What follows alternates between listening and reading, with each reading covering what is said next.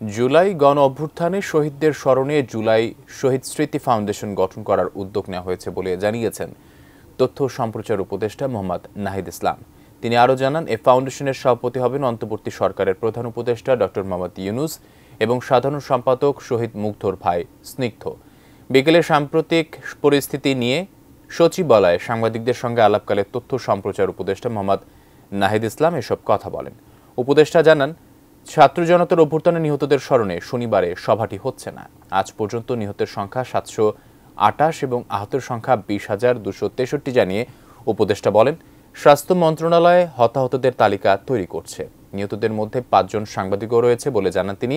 জনপ্রশাসন বিভিন্ন জায়গা থেকে সরকারকে অসহযোগিতা করা হচ্ছে জানিয়ে তথ্য উপদেষ্টা বলেন, প্রশাসন ঢেলে সাজানো হচ্ছে।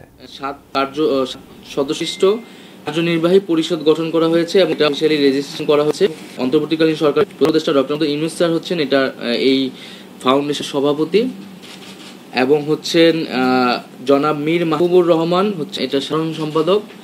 মাহবুবুর রহমান হচ্ছে আমাদের যে শহীদ মুগ্ধ তার যমজ ভাই স্নিগ্ধ, তার মানে অফিসিয়াল নেম হচ্ছে মীর মাহবুবুর রহমান। তাকে এই ফাউন্ডেশনের সাধারণ সম্পাদক করা হয়েছে শহীদ পরিবারের সদস্য হিসেবে।